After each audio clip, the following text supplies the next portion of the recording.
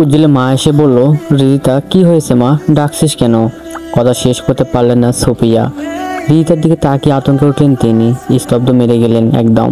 রিদিতার রক্তে রঞ্জিত পা আর মেজে গড়ে যাওয়া রক্ত দেখে গলা শুকিয়ে এলো সুফিয়া নামের। কম্পমান দৃষ্টিতে কিছুক্ষণ ওভাবে দাঁড়িয়ে থাকলেন তিনি। ব্যাপারটা বুঝতে পেরে মেঝেতে বসে পড়লেন। রিদিতার পায়ে হাত রেখে আতঙ্কিত হয়ে বললেন, কি হয়েছে রিদি, পা কিভাবে কাটলো? রিদিতা কান্না বেগে কিছু বলতে পারছে না, এক নাগারে ফুগে যাচ্ছে সে। রিদিতার কি হয়েছে আম্মু? অনস্ত হয়ে জিজ্ঞেস করতে করতে ছুটে এলেন উজ্জ্বলের বড় বোন নিপা। চট্টগ্রাম ইউনিভার্সিটিতে অনার্স কমপ্লিট করেছে সে। উজ্জ্বল নিপা পিটি, তাই পড়াশোনাটাও একসাথেই। কালকে সে হোস্টেল থেকে ফিরেছে। উজ্জ্বলের মা বলল, আমি জানি না এসে কি এমন বিধ্বস্ত অবস্থা, তুই ডাক্তারকে ফোন কর শীঘ্রই। নিপা ছুটে গেল ফোন করতে। এদিকে রিদিতার রক্ত বন্ধ হওয়ার নামই নেই, শরীর নেতিয়ে আছে অতিরিক্ত রক্তক্ষরণে। নিভু নিভু চোখে স্পষ্ট সুরে কিছু একটা কথা বলতে যাচ্ছে সে। সুফিয়া নাম চেষ্টা করেও কিছু বুঝে উঠতে পারলেন না। কাজ বিধ্বস্ত পায়ে হাত লাগানোর সাহসও হচ্ছে না। কিছুতে বেঁধে রক্ত পড়া বন্ধ করবে তার উপায় নেই। আরও কিছুটা অস্থির হয়ে পড়লেন তিনি। রিদিতার এমন অবস্থা দেখে নিপার উদ্দেশ্যে চেঁচিয়ে বলে উঠলেন, একটু তাড়াতাড়ি কর নিপা, রক্ত যে বন্ধ হচ্ছে না। নিপা বলল, ফোন দিয়েছি মা, ডক্টর আঙ্কেল ফোন তুলছে না। গভীর চিন্তায় পড়ে গেলেন সুফিয়া নাম। রিদিতার অবস্থাও ভালো না, কি করবেন এখন তিনি? সকাল সকাল উজ্জ্বলের বাবা অফিসে কাজে বেরিয়ে গেছেন, কিন্তু উজ্জ্বল কোথায়? রিদিতার এমন অবস্থা, উজ্জ্বল নেই। উজ্জ্বলের কথা মাথায় আসতে তিনি উজ্জ্বলকে ডাকতে লাগলেন, উজ্জ্বল, এই উজ্জ্বল। এর মধ্যে রিদিতা বলতে লাগলো, ফুপি ওনাকে আটকাও, কিছু একটা অঘটন ঘটে যাবে ফুপি। স্পষ্ট সুরে কথাটা এতক্ষণ পর উচ্চারণ করলো রিদিতা। ততক্ষণে বেরিয়ে গেছেন উজ্জ্বল। রিদিতা আধ ঘন্টার কথা শুনে মুহূর্তেই সবকিছু বুঝে গেলেন সুফিয়া নাম। উজ্জ্বল সহজে রেগে যায় না, নিশ্চিত রিদিতা রিলেটেড কিছু একটা হয়েছে। ছেলেটা আজ আবার কি অঘটন ঘটাবে কে জানে। রাস্তা ছেলেগুলোর সাথে ঝামেলা না বাঁধলে হতো না? দেশে কি আইন কানুন নেই? পুলিশে খবর দিলে তো হয়ে যেত। নিজে গিয়ে ওদের সাথে মারামারি করার কি খুব দরকার ছিল? ডাইনিং রুমের সোফায় বসে ঝামেলা কণ্ঠে উজ্জ্বলকে শাসন করছেন আতিক সাহেব। বাবা, ওরা রিদিতার সাথে খারাপ ব্যবহার করছে। আতিক সাহেব বলল, তো কি হয়েছে? তোমার কি মনে হয় রিদিতাকে শুধু তারাই উত্ত্যক্ত করে? দেশে আইন কানুন জলাঞ্জলি যায়নি উজ্জ্বল। নিজের হাতে আইন তুলে নেওয়া মোটেও শোভনীয় নয়। আজ তুমি ওদের মেয়ে থামিয়ে রাখলে, কদিন পর ওরা যে রিদিতার কোনো ক্ষতি করতে উদ্যত হবে না সে বিষয়ে কি নিশ্চিত তুমি? সুফিয়া, তোমার ছেলেকে বলে দাও সে যেন আর দাদাগিরি করতে না যায়। আমি পুলিশকে ইনফর্ম করে দিয়েছি, বাকিটা ওরা দেখে নেবে। তুই কি মেয়েটাকে শান্তি থাকতে দিবি না উজ্জ্বল? এবার তেতে উঠলেন সুফিয়া বেগম। কড়া কণ্ঠে উজ্জ্বলকে আরও কিছু কথা বলতে নেওয়ার আগে উজ্জ্বল বলল, তোমার ভাস্তির শান্তিটা চোখে পড়ে আর আমার অশান্তিটা তোমার চোখে লাগে না। সুফিয়া বেগম বলল, তোর এই অতিরিক্ত রকমের বাড়াবাড়ির কারণে মেয়েটার সাথে সকালে এত বড় একটা ঘটনা ঘটে গেল। উজ্জ্বল বলল, ডক্টর তো বলেছে তেমন কোনো ফ্র্যাকচার হয়নি মা, শরীর থেকে একটু বেশি রক্ত পড়েছে, এই যা। ও বেঁচে আছে এটাই আমার কাছে অনেক। চমকে উঠলেন সুফিয়া সহ ডাইনিং রুমে বসে থাকা আতিক সাহেব ও নিপা। এ কেমন অশোভনীয় কথাবার্তা। মেয়েটা বেঁচে আছে তাতেই সই। এত বড় একটা ঘটনা, মেয়েটার বেহাল দশা কিছুই না ওর কাছে। নিপা ছোট ছোট চোখ করে উজ্জ্বলের দিকে তাকালো। এবার ছেলেটাই কিছু না বললেই নয়। ছোট ভাইকে বিরক্ত চোখে তাকিয়ে কটাক্ষ করে বলল, ভাই তোর কি মাথায় সমস্যা? মেয়েটা এতগুলো রক্তক্ষরণ হলো আর তুই বলছিস ও বেঁচে আছে তাতেই সই। উজ্জ্বল বলল, তো কি বলবো, কান্নাকাটি করে ভাসিয়ে দেওয়ার মতো তো কিছু হয়নি। বাস্তবতায় বললাম, বুঝলি তারপর।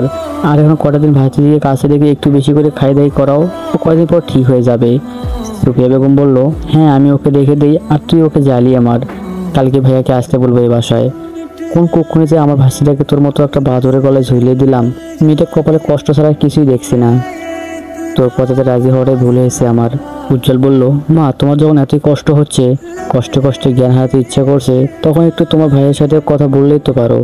তাকে একটু রাজি করে তোমার ভাস্তিকে এনে দিতে পারো আমার কাছে, তাহলে তো হয়ে যাচ্ছে। প্রমিস করছি তখন আর জ্বালাবো না রিদিতাকে। বাবা তুমিও তো একটু তোমার শালাবাবুকে বোঝাতে পারো তাই না? কথাগুলো বলে তড়িঘড়ি করে ডাইনিং রুম ছাড়লো উজ্জ্বল। ওখানে থাকা মানে প্রশ্নে জড়িত হওয়া, তাই আর ওখানে থাকলো না। হাঁটা দিল রিদিতা যে রুমে আসে সেদিকে।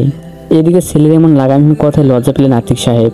কি এক অবস্থা, কবে যে ছেলের জন্য পাবনায় সিট বুক করতে হচ্ছে। তারপর উজ্জ্বল রিদিতার রুমে এসে বলল, কি করছে আমার রিদিতা রানী? দরজা হালকা বাড়ি দিয়ে ঘরে ঢুকলো উজ্জ্বল। রিদিতা শুয়েছিল। উজ্জ্বলকে দেখে ধীরে ধীরে আছোয়া হলো সে, কিন্তু মুখটা গোমরা করে রাখলো। উজ্জ্বল বলল, ঘুম হলো তোর? রিদিতা বলল, উজ্জ্বল বলল, পায়ে ব্যথা করছে এখন? রিদিতা বলল, উজ্জ্বল বলল, রাগ করছিস? চুপ থাকলো রিদিতা। কারণ ও সত্যি সত্যি রাগ করেছে। উজ্জ্বল এমন বেয়াদব সাহসিকতা মাঝে মাঝে চিন্তায় ফেলে দেয় ওকে। কেন যে বলতে গেল রায়হানদের কথা, আবার না বললে উপায় ছিল না। এই ছেলে যে কোনো উপায় নিশ্চিত জেনে নিত, কিন্তু এইভাবে চললে যদি কোনো অঘটন ঘটে যায়। মুখে না প্রকাশ করলে উজ্জ্বলকে সে ভীষণ রকমের ভালোবাসে রিদিতা। মুখ ঘুরে অন্যদিকে তাকিয়ে থাকলো ও। এই মুহূর্তে ভীষণ রকমের রাগ হচ্ছে ওর উজ্জ্বলের ওপর। ছেলেটা ইদানিং বড্ড অবাধ্য হয়ে যাচ্ছে। রিদিতার মুখ ঘুরে নেওয়া দেখে হাসলো উজ্জ্বল। মেয়েটা কথায় কথায় অভিমান করে বসে। দাঁড়িয়ে থাকা থেকে বসে পড়ল উজ্জ্বল।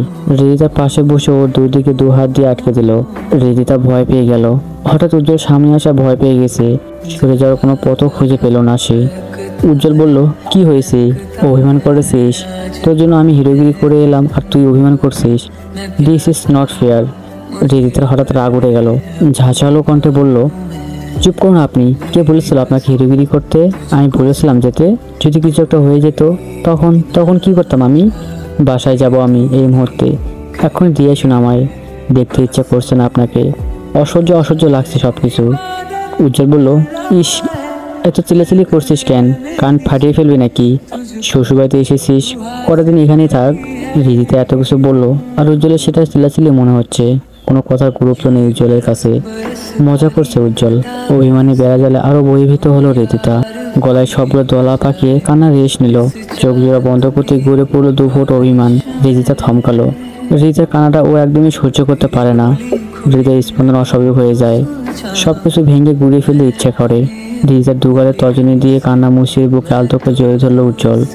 মেয়েটা মাঝে মাঝে এমন অভিমান করে বসে, রিদিতার কান্না থামছে না। নিঃশব্দে কেঁদেছে ও। উজ্জ্বল রিদিতার মাথায় দু হাত ধরে সামনে আনলো। কপালে আলতো করে আদর ছুঁয়ে বলল, কাঁদিস না প্লিজ। তোর কান্নাটাই সব থেকে বড় শত্রু আমার। ওর আগমনে নিজেকে সংযত করতে পারি না আমি। প্লিজ চুপ কর রিদি। কান্না থেমে গেল রিদিতার। ওর অস্বস্তিক্ত নয়নে তাকে তৃপ্তি হলো উজ্জ্বল। মেয়েটা ওকে হারানো ভয়ে কতটা ভয়ভীত, কিন্তু রিদিতা জানে না প্রত্যেকটা মুহূর্তে ওকে হারিয়ে ফেলার ভয়ে এভাবে তাড়া করে উজ্জ্বলকে। শুধু রিদিতার মতো এত কান্নাকাটি করে ভাসিয়ে দিতে পারে না সে। উজ্জ্বল বলল, আচ্ছা শোন দিদি, তোর জন্য আমি এত ফাইট করে এলাম, হিরোগিরি দেখালাম, এই জন্য কি আমার কোনো প্রাপ্য নয়? পাকা হেসে রিদিতাকে গম গমে কণ্ঠে বলল উজ্জ্বল। ডান হাত দিয়ে চোখের জল মুছে ভ্যাবলাকান্তর মতো তাকিয়ে থাকলো উজ্জ্বলের দিকে। কি প্রাপ্যের কথা বলছে সে? উজ্জ্বল বলল, এভাবে তাকাস না তো, হৃদয় স্পন্দন আটকে যায় আমার। মেরে ফেলার ধারণা, তাই না? আমি মরে গেলে তো অন্য ছেলে গলায় ঝুলে পড়বি। বুঝি বুঝি, তোর সব বুদ্ধি ধরে ফেলেছি আমি। হুদাই কথাবার্তা বলবেন না উজ্জ্বল ভাই। কি প্রাপ্যের কথা বলছেন আপনি? বোকা বোকা কণ্ঠে কথাগুলো বলল রিদিতা। উজ্জ্বল বলল, তোকে নিয়ে হয়েছে আরেক জ্বালা, কিছুই বুঝিস না। একটু বুঝে বোঝার চেষ্টা করিস না। ফটাফট চুমু দে একটা। তোর জন্য এত কিছু করলাম, তার বিনিময়ে কিছু তো একটা চাই, তাই না? চমকে উঠলো রিদিতা। শুকনো একটা ঢোক গিলে মাথাটা পিছিয়ে একটু সরে বসলো। কি অসভ্যের মতো কথা বলছে উজ্জ্বল। আজকে সকালেও ঠিক একই কথা বলেছে। আগে তো এমন বলতো না উজ্জ্বল। রিদিতা ভয়কে আরো বাড়াতে বাঁকা হাসলো উজ্জ্বল। ওর দুগালে আলতো করে চেপে ধরে মুখ এগিয়ে নিয়ে গেল রিদিতার দিকে। চোখে হাজারো আতঙ্ক নিয়ে নয়ন যুগলো খিসে বন্ধ করে নিয়েছে রিদিতা, কিন্তু উজ্জ্বলে যায় আসে না সেদিকে। সে কোনো মতো এগিয়ে নিয়ে যাচ্ছে মুখ। রিদিতা ভয়কে পূর্ণতা দিয়ে ওর গালে সজোরে কামড় বসালো উজ্জ্বল। কি চলবে?